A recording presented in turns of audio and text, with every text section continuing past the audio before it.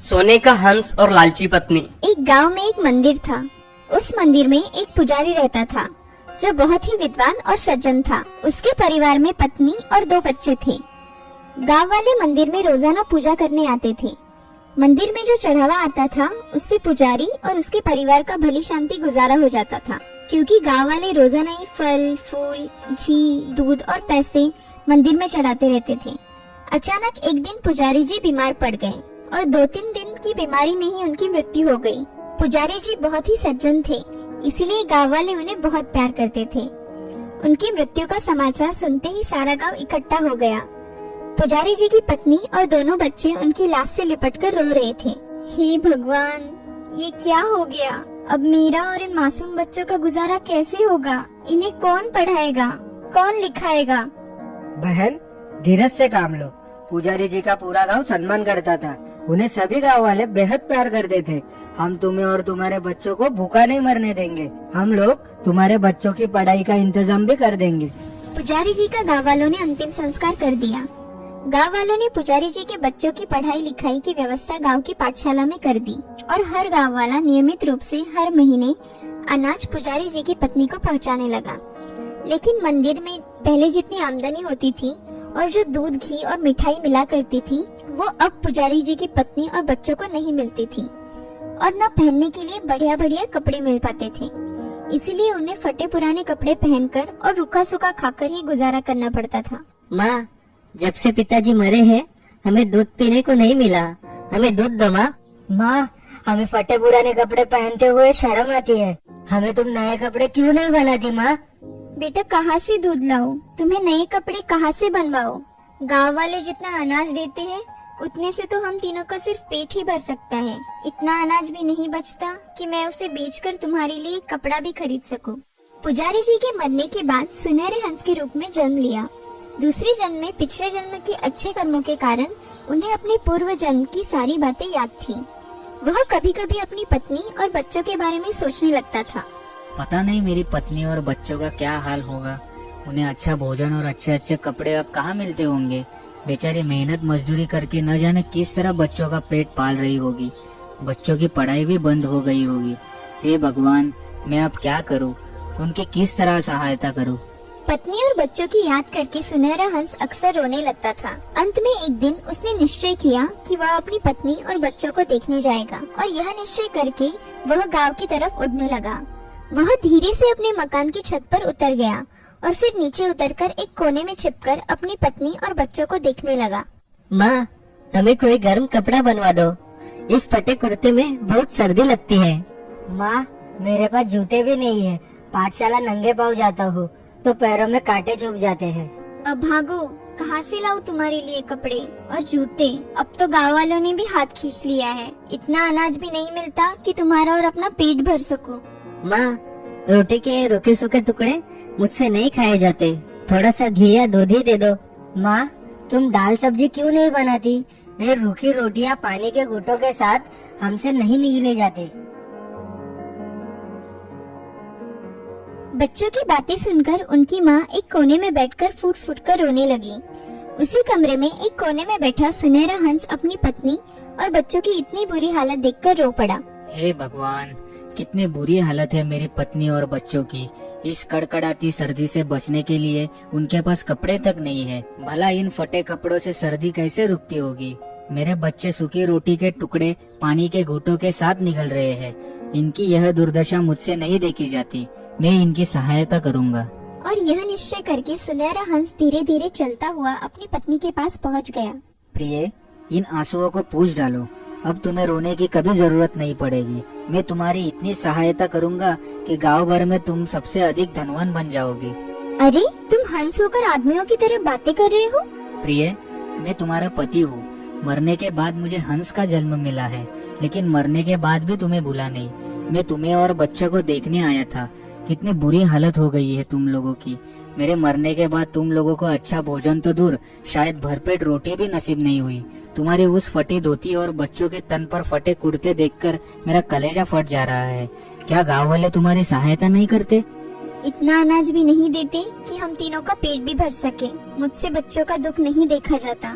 सोच रही हूँ कि इन दोनों बच्चों को लेकर गंगा मैया में छलांग लगा दूं। कम से कम इन दुखों से तो छुटकारा मिल ही जाएगा। नहीं नहीं, ऐसा मत सोचो प्रिय।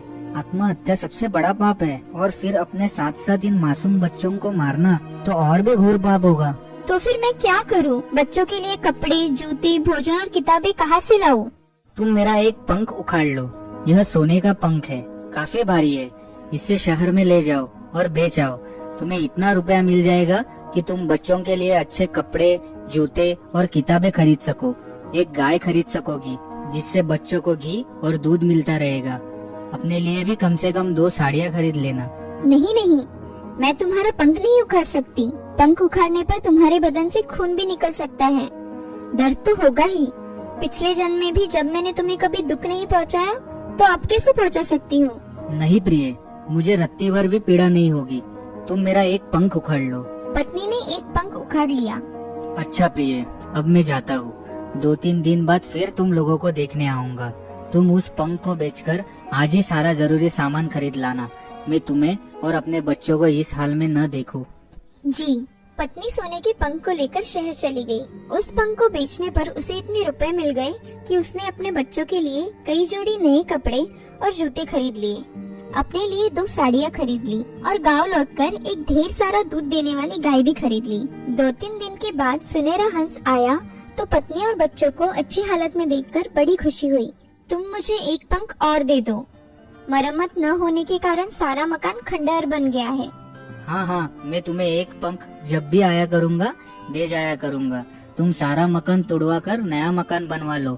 इतनी जमीन खरीद लो कि तुम्हें गांव के मुखिया से भी ज्यादा आमदनी होने लगे। ये तुमने अच्छी सलाह दी। हमारे मकान के पिछवाड़े वाले खेत बहुत उपजाऊ है। मैं उन्हीं को खरीद लूंगी। हर साल हजारों रुपए की आमदनी हो जाया करेगी। मेरे बच्चे धनवानों के बच्चों की तरह शहर में जाके खूब पढ़ लिख सकेंगे। ठीक है, तुम मेरा एक पंख और उखाड़ लो। पत्नी ने एक पंख और उखाड़ लिया। हंस को थोड़ी पीड़ा हुई, लेकिन अपनी पत्नी और बच्चों के सुख का विचार करके उसने पीड़ा की कोई चिंता नहीं की और उस सरोवर की ओर उड़ गया जहाँ वह रहता था। अगले दिन ही पत्नी सोने के पंख को लेकर शहर चली गई और उसी जोड़ी को बेच आई जिसे पहला पंख बेचा था। उसी दिन उसने नया मकान बनवाना शुरू कर दिया। उसने मकान के पिछवाड़े वाली जमीन खरीद ली और नौकरों से खेती कराने लगी। बच्चों के दूध और घी के लिए गाय और भैंसें खरीद ली। उनकी सवारी के लिए रथ बनवा लिया जिसमें बैठकर वे शहर में पढ़ने के लिए जाने लगी। कुछ दिनों में ही उसकी राजभवन जैसी सुंदर और विशाल हवेली बनकर तैयार हो गई। हवेली में सुख सुविधा की हर चीज मौजूद थी और नौकर नौकरानियां भी थी। वह महारानी की तरह और उसके दोनों बेटे राजकुमारों की तरह रहने लगे। एक दिन हंस आया तो उसे अपनी पत्नी और बच्चों को महारानी की तरह और राजकुमारों की तरह रहते देख प्रसन्नता हुई। तुम लोगों को इस हाल में देखकर मुझे बड़ी खुशी हो रही है। अब मैं तुम लोगों की ओर से पूरी तरह निश्चिंत हो गया हूँ। फिर भी तुम लोगों को देखने के लिए कभी कभी आता रहूंगा। सुनहरा हंस चला गया तो रात को पत्नी अपनी शानदार पलंग पर लेटी लेटी सोचने लगी। अब तक तो सुनहरा हंस रोजाना आता था और रोजाना मुझे एक सोने का पंख दे जाता था। उसी को बेच बेच कर आज मेरे पास इतनी धन संपत्ति इकट्ठी हो गई है कि मैं आसपास के 10 गांव खरीद सकती हूँ और मैं जरूर खरीदूंगी। लेकिन आज सुनहरा हंस कह रहा था कि अब वो कभी कभी ही हम लोगों को देखने के लिए आया करेगा। इसका मतलब है कि अब मुझे रोजाना सोने का पंख नहीं मिला करेगा। मालकिन, आप कुछ चिंतित दिखाई दे रही है। मैं उस सुनहरे हंस के बारे में सोच रही हूँ। आपका उस सुनहरे हंस से रिश्ता ही क्या है जो आप उसके बारे में इतना सोच रही है? आपके साथ तो उसका संबंध पिछले जन्म में था। मरने के बाद इंसान के सारे रिश्ते टूट जाते हैं। अब वह आपका पति बनकर आपके साथ रह नहीं सकता, इसीलिए उसके बारे में सोचना बेकार है। रात काफी बीत चुकी है, अब आप आराम से सो जाइए। नौकरानी के जाने के बाद पत्नी सोचने लगी, नौकरानी अनपढ़ है तो क्या हुआ, बातें समझदारी की करती है। ठीक ही कहा है उसने। अब हंस के साथ मेरा क्या रिश्ता, और जब कोई रिश्ता ही नहीं है तो उसके दुख दर्द से मेरा क्या सरोकार। इस बार वह जैसे ही आएगा मैं उसके सारे सुनहरे पंख उखाड़ लूंगी। उसके बदन से खून बहे तो बहता रहे, दर्द हो तो होता रहे मेरी बला से, और फिर सोने के ढेर सारे पंखों को बेचकर मैं सचमुच की महारानी बन जाऊंगी। मेरे बेटे राजकुमार बन जाएंगे। लोग भूल ही जाएंगे कि कभी मैं किसी छोटी मंदिर के गरीब पुजारी की पत्नी थी। मेरे बच्चों का बाप एक छोटे से मंदिर का गरीब पुजारी था। कुछ दिनों बाद जैसे ही हंस आया, पत्नी ने उसकी गर्दन दबोचकर उसे दोनों हाथों में भींच लिया। अरे अरे, यह क्या कर रही हो? मेरी गर्दन छोड़ दो, मेरा दम घुट जा रहा है।